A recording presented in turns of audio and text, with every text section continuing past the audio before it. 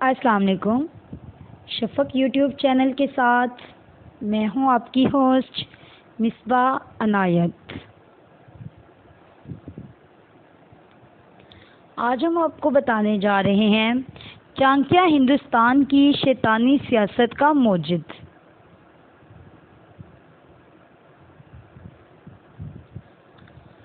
دو صدی قبل مسیح کا اعلیٰ سیاستدان اور مکار مدبر چندر گپت موریہ کا اتالیق اور وزیر اعظم ذات کا برہمن تھا۔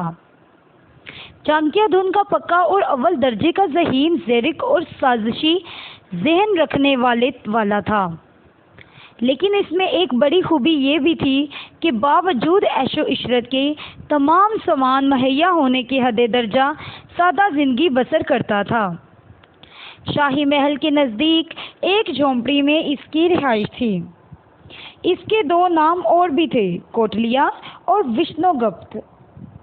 انہیں مغربی دنیا میں سیاسی اور معاشرتی علوم کے بانیوں میں جانا جاتا ہے۔ چانکیہ کا دور یونانیوں کے عروج کا زمانہ تھا۔ معروف یونانی فاتح سکندر اعظم کی سلطنت میں ہندوستان بھی شامل ہو چکا تھا۔ چانکیہ کا تعلق چونکہ ہندوستان کی اعلیٰ ذات سمجھی جانے والی برہمن نسل کے جید علماء سے تھا، اسی لیے ہندوستان کے راجا مہاراجاؤں کے اولاد کی تربیتی ذمہ داریاں چانکیہ کو سونپ دی گئی تھیں۔ اپنے وقت کے چیفز کالج میں راجا مہاراجاؤں کی اولاد کے علاوہ کسی کے داخلے کی اجازت نہیں تھی۔ ایک روزے دوران درس و تدریس چانکیہ نے اپنے شاگردوں کے سامنے ایک سیاسی مسئلہ رکھا اور اس کے ممکنہ بہترین حل کی تجویز مانگی، تو کوئی بھی شاگرد چانکیہ جی کو مطمئن کرنے میں کامیاب نہیں ہو سکا۔ ایسے میں چانکیہ جی کی نظر مدرسے کے باہر کھڑے ایک کنیز زادے پر پڑتی ہے، جو ہاتھ ہلا ہلا کر چانکیہ جی کو اپنی جانب متوجہ کرنے کی کوشش کر رہا تھا۔ اسے بلا کر ہاتھ ہلانے کی وجہ پوچھی گئی تو برخوردار نے اپنے پاس زیر بحث معاملے کا معقول حل ہونا بتایا۔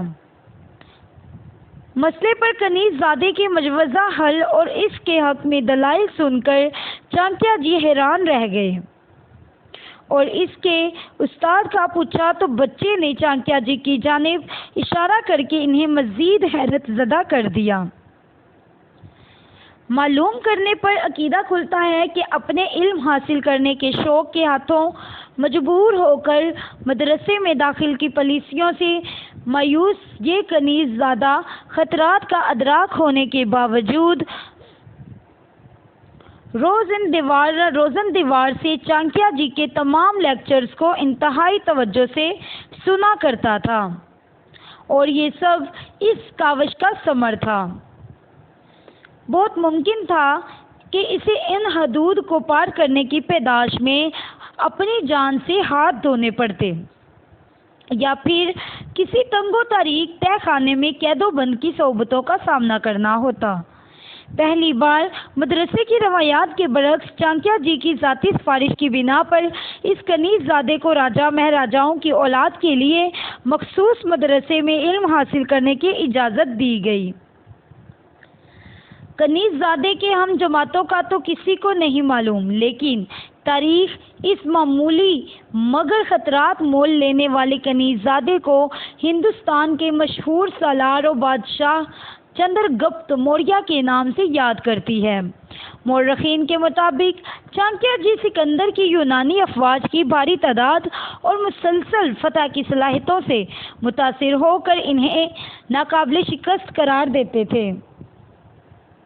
ایک روز چانکیہ جی کے وہی خطرات مول لینے والے ناہنجار مگر انتہائی ذہین طالب علم چندر گپت یونانی افواج کے گشتی سپاہ کے مقامی سالار کے گھوڑے کو لگام سے پکڑ کر سر راہ روکتے ہوئے انہیں خبردار کرتے ہیں کہ ہندوستان صرف ہندوستانیوں کا ہے اور یونانیوں کو وہاں سے چلے جانے میں ہی اپنی عافیت سمجھنی چاہیے۔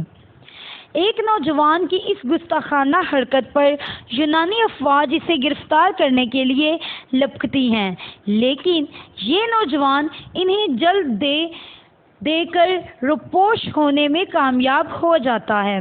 चाणक्य जी को जब अपने शागिर्द के इस अलामती कामयाबी की इत्तला मिलती है तो वो कहते हैं कि आज इनका शागिर्द इन्हें ये सबक दे गया कि यूनानियों को शिकस्त देना न सिर्फ मुमकिन है बल्कि आसान भी।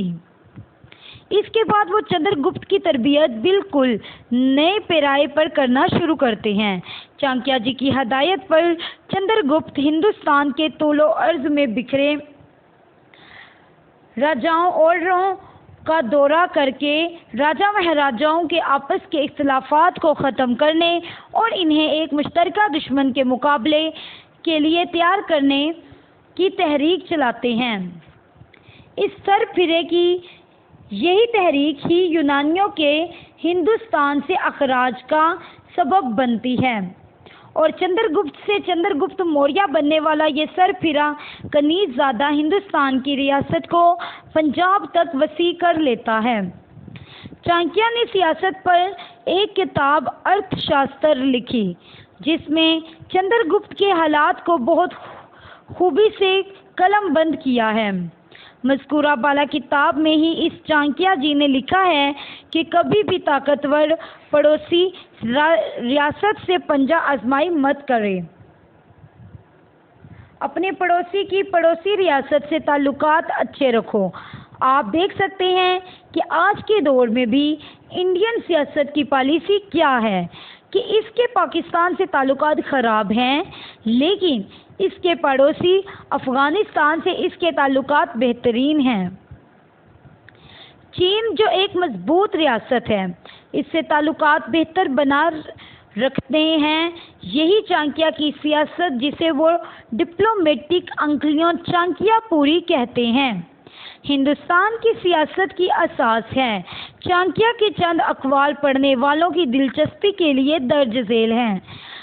दूसरों की गलतियों से सीखो, क्योंकि तमाम गलतियां दोहराने के लिए तुम्हारे पास नाकाफ़ी ज़िंदगी है।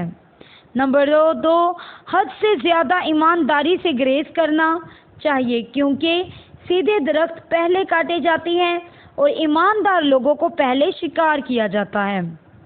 नंबर 3, अगरचे हर सांप जानलेवा नहीं होता, लेकिन हर सांप जहरीला ज़रूर होता है।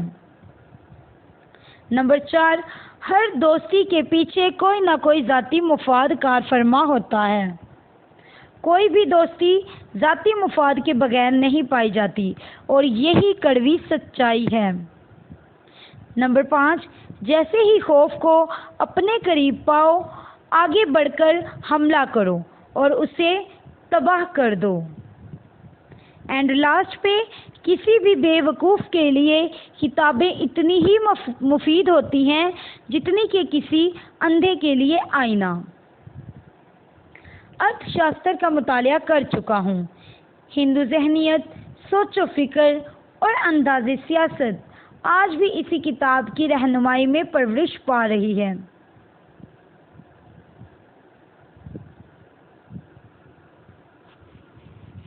शुक्रिया।